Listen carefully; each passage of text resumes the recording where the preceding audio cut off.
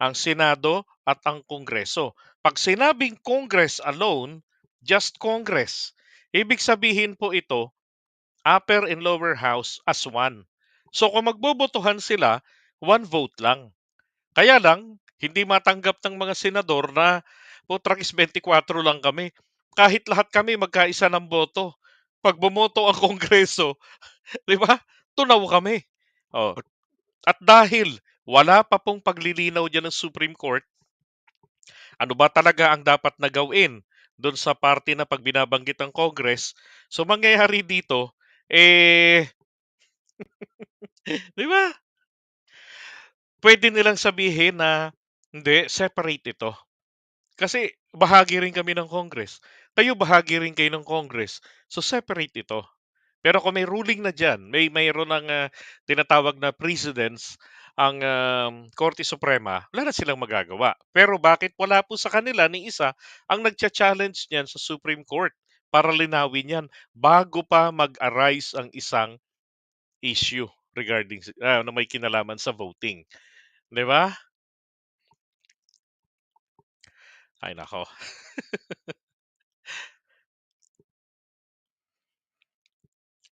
Okay, eto may tanong. Sabi, Sir JDB, kung sakali ba tumakbo si Mig sa Davao City, may posible ba siyang manalo? Bang manalo siya? Tatanong lang po ako. Naku, hindi ko alam, Roger, kasi hindi naman ako taga Davao. Pero, base ron sa nabasa ko, napanood ko yun actually sa YouTube kagabi, na merong isang babae na handang lumaban sa mga Duterte. Oh. Ngayon, kung si Migs Nograles, tumakbo. Pero sabi ni Migs, hindi siya tatakbong mayor.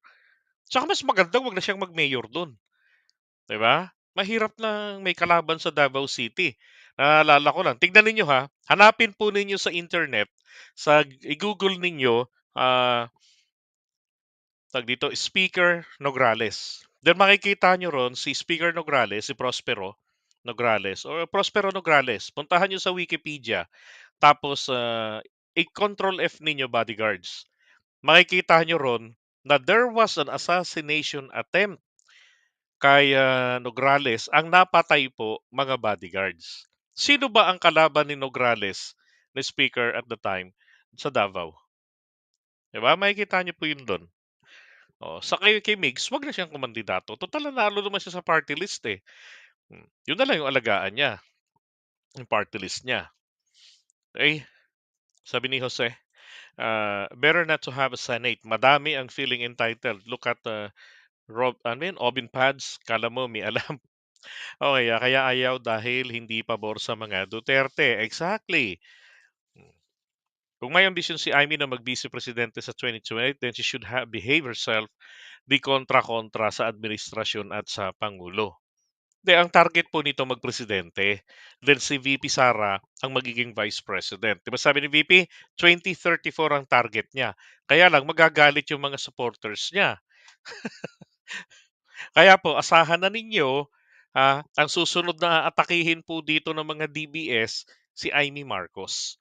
Lalo na pag pinairal na nila, pinaputok na yung mind conditioning na it's gonna be Marcos Duterte 2.0. Alam nyo na yan. Amy, Sara yan. Oh, di ba? So, dyan na po siya nila titirahin ng titirahin, si Amy. Kasi what they want is Sara for president.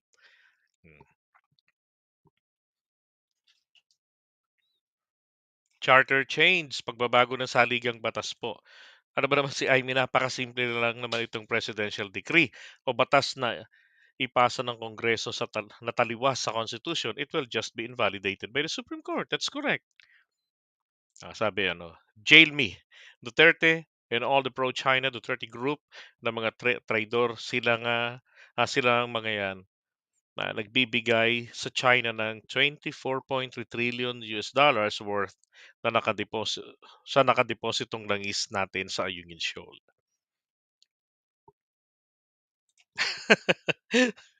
Yari, di ba? Kaya pala nag-iingat din siya na huwag na tumakbong senador na lang. Siguro pwede pa, matino naman kasi siya sa tingin ko. Okay. Kaya nga it's about time to abolish Senate, Congress. Dun mo makikita ang greed sa kapangyarihan, lalo na yung mga may dynasty. Correct. Ngayon, ito naman, pag-usapan naman po natin ngayon, ito namang isa. Linawin natin itong bagay na are. Ano ba to?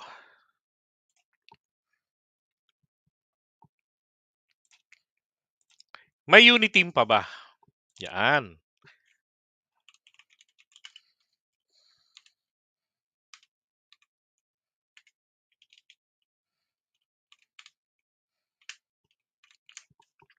Magandang araw sa inyong lahat. Okay? Ako ulit si JDB, ang inyong abang lingkod. Well, pag-usapan natin to, linawin natin ito. May unity team pa ba? Okay, sagutin ko na kayo ng diretsyo, no? Straightforward, wala na pong unity team. Kailan po ba naman nawala ang unity team? Well, nawala po ang unit team pagkatapos po ng halalan. Sabihin na natin May 10. Bakit? Bakit hanggang May 9 lamang ang lifespan ng unit team? Ito po kasi ay isang coalition or pagsasanib-sanib ng puwersa or tactical alliance na tinatawag ng iba't ibang political parties na may kanya-kanyang sariling adhikain sa partido nila. Okay? Ngayon, um, pagdating po ng, layunin na pinag-uusapan natin, isa lang ang layunin nila, magsipanalo, maghatakan para sa ikapapanalo nila. The more na manalo, the better. Bakit? Siyempre kampi-kampihan, 'di ba? That's the unity team. Ngayon, pagtapos ng halalan, kanya-kanya na po ng landas yang mga 'yan. Kaya nga isa sa mga manifestation yung itong kay Loren Legarda, 'di ba? Na hindi natin nakalain na in favor siya sa resumption ng peace talks with the NPA agad-agad. And then balikan at ano sabi nun, i-apply uli yung naudlot na bahagi, yung meron ng kaser na binabanggit na kung saan ano, parang magiging coexistence na ang mga komunista sa pag-handle ng gobyerno natin. That was during the time of Pinoy. Doon po yun, na-stop po yun sa ganong parte. Oh, 'di ba? So, gaya ng sinasabi ko, yan po'y coalition, sanib-puwersa sila for the time being na hanggang sila po ay magsipanalo. And after that, wala na po yan. Bagamat nananatili sila na magkakaalyado pa rin naman, let's say like in the Senate, magkakaalyado sila, pero pagdating po sa pagsusulong ng interest, kanya-kanya na po. At yun po naman ang that is something that really matter. Yun pong pansariling interes ng kanilang partido. Okay? Wala na pong unity team. Ang dapat po nating isinisigaw dito ay magkaroon tayo ng unity, pagkakaisa.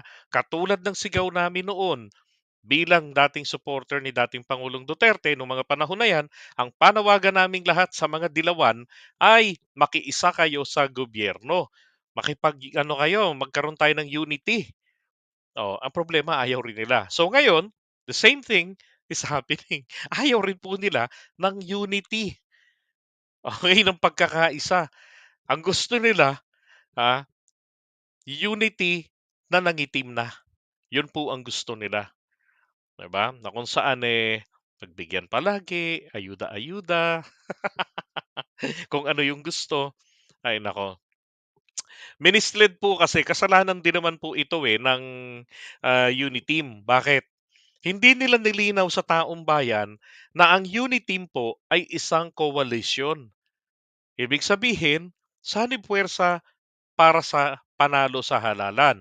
Pagdating diyan, hanggang dun lang po sila sa halalan, 'di ba? Tapos nun wala na. Oh, okay. So sana po naging malinaw 'yan. Masakit man 'yan sa kalooban, pero talaga pong gano'n. Sa ika nga, ang gamot, mapait. Alright, so ito namang isa pag-usapan natin. Eto na, linawin naman natin ito. Parliamentary versus, um, tawag diyan, federalism or combined. Okay.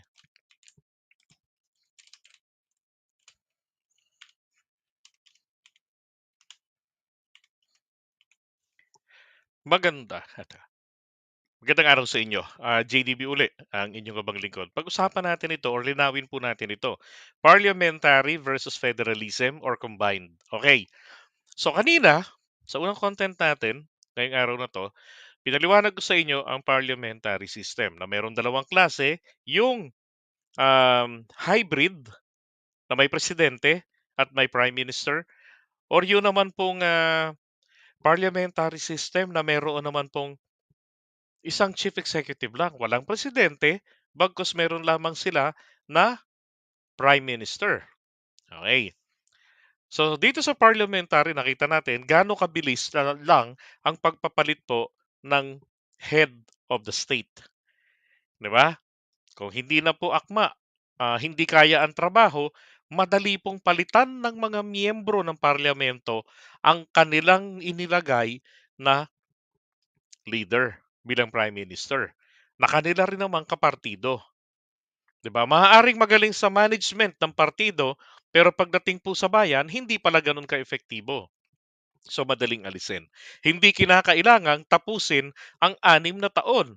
Remember, 6 years is too short for the good one, but it is very, very long for the bad one. 'Di ba? Dito naman po sa federalism, okay, nakikita naman natin dito na epekto nito. Lalo tang sinasabi, dapat by region, region, region. 'Di ba? Parang sa Amerika, nagkaroon ng iba't ibang mga estado. And take note, ito sa Amerika ay mga malalaki po yung mga nasasakupang lupain. 'Di ba? May mga lugar diyan na malaki pa sa Pilipinas pero isang federal state lang po sila. Okay, sa federalism po, kanya-kanya tayo. Yung resources ko, yung revenues ko, magbibigay lang kami ng barya sa gobyerno, sa national government, pero ang pinakamalaking bahagi sa amin, kami na bahala. That's the federalism. So, kung sino po yung nakaupo, tiyak po talagang buhay na buhay palagi dyan. Bakit? Siyempre, if you wanna keep yourself in power, if you wanna stay in power, anong gagawin mo?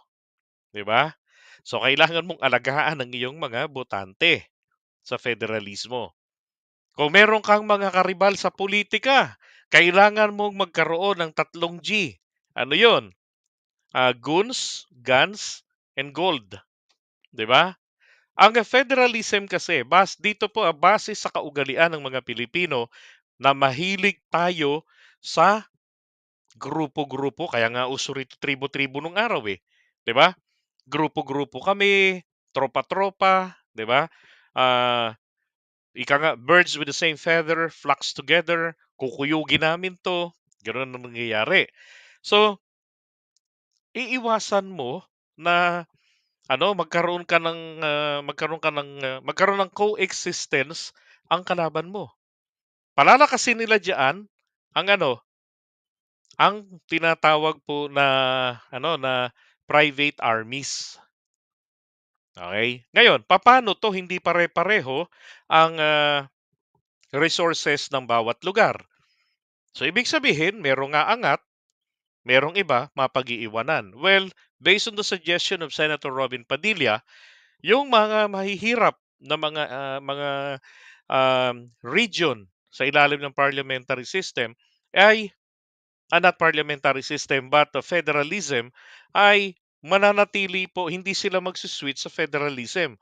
Aasa pa rin sila sa ayuda ng national government na umaasa na lang naman din dyan po sa mga federal state. Di ba? So, ang federalismo po, maganda sa ibang bansa pero hindi po akma sa Pilipinas. Dahil sa magkakaiba ng kultura ang mga Pilipino at yung palakasan system, naku, ibig sabihin, 'di ba? Yan ang mga side effects po ng federalism or federal system of government. Hmm. Ngayon, kung ito naman po ay combined parliamentary and then a federalism, ganun pa rin po kapag ka may federalism. Ibig sabihin, kanya-kanya pa rin po tayo. Nandun pa rin po yung problema na hindi lahat ng lugar pare-pareho ang resources. Hmm. 'di ba? So, anong mangyayari? May mapag-iiwanan, may mangiiwan. Oh, alin lang 'yan sa dalawa, etong region na ito ay mabuwag at masakop ng isang federal province. Oh, 'di ba? 'Yun ang magiging problema natin dito.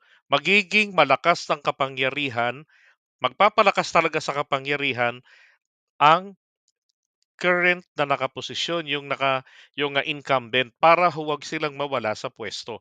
That is under the federalism. And as long as meron talagang federalism, regardless, we have combined the parliamentary system dito po sa federalismo or presidential federalism. Hanggat may federalism sa Pilipinas, yan ang problema natin. Ang kailangan natin, yung madali po tayong makapag-correct ng pagkakamali. Hindi yung federalism, hihintayin mo mapaso ang termino ng taong ito. Kampihan sila, pami-pamilya, wala na. Pag kumontra ka, bago ka pa sumikat, tepok ka na. That's real talk. That is the reality in Philippine politics. Brasuhan, di ba? From Shirley, sabi niya, hindi pala maganda ang federalism. Yung noon pong panahon ni FM Senior, di po ba parliamentary form? Yes, presidential parliamentary system. Di ba nung panahon ni Apu Lakay, siya po ang presidente and at the same time, siya po ang prime minister. Fused oh, ang identity niya. 'Di ba? Prime Minister, presidente rin. That is for the time being or within the transitory period. Paglipas po nun, hindi ba naging sumunod naging Prime Minister natin si Cesar Virata? Oh, si Marcos, presidente. 'Di ba?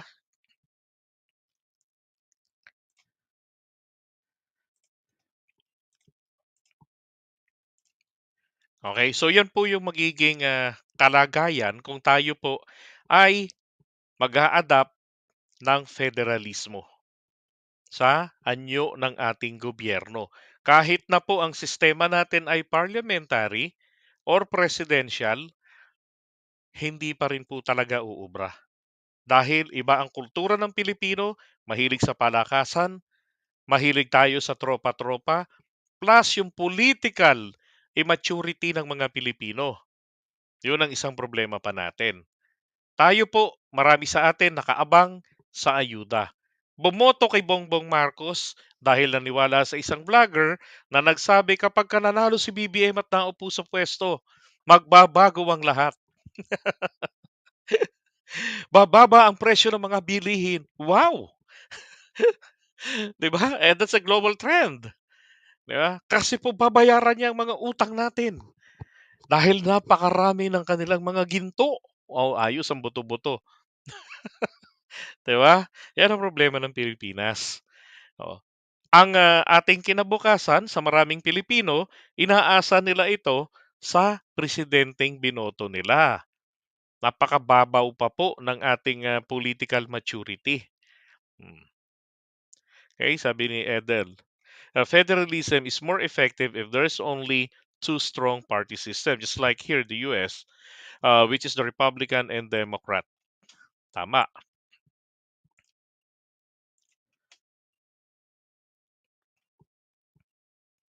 Okay? So, iwan muna natin to.